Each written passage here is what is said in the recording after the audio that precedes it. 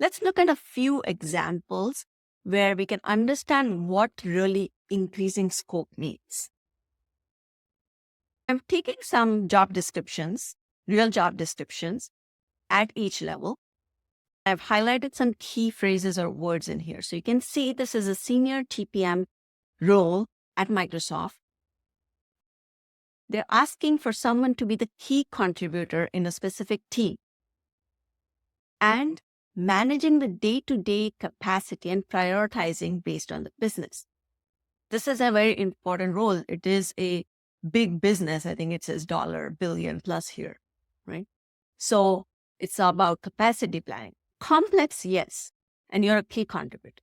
Let's look at a staff TPM role at Stripe.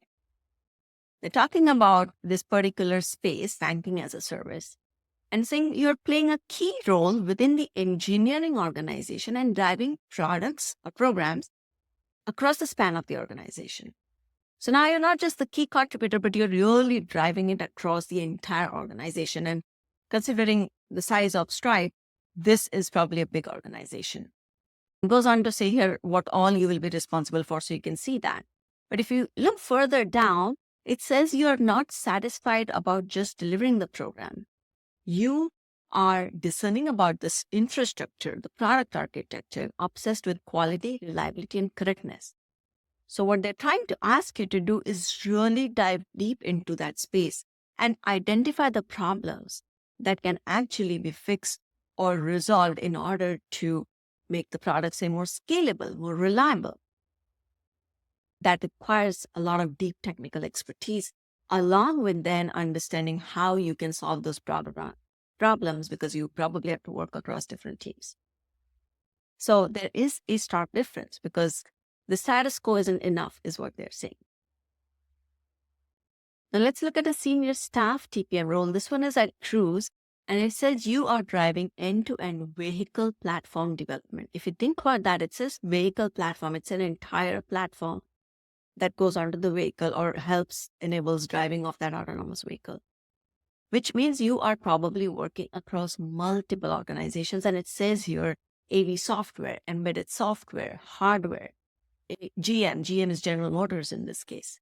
So you can think of the scope of the number of people and teams that you're going to be working with.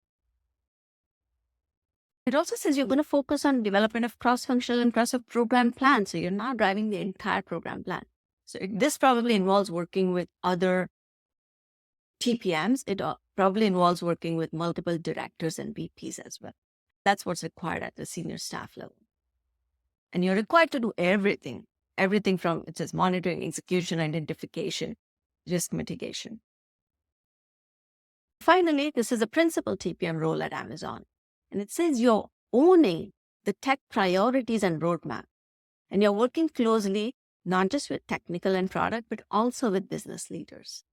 So there's a lot of ownership. This is almost like a VP level role because you're driving a business function. You're helping scale out their capabilities. Maybe it's in the new stages and you're scaling it out for rapid growth. Now, here's where sometimes a question might come up, which is, oh, but doesn't product own the roadmap? Sure, they do. But here's the thing, they own the product roadmap. Engineering will more or less own the technical roadmap, but that's more from a technical underlying infrastructure build. What you as a TPM own is the roadmap, the timeline of how those products are going to get delivered based on the technical capability.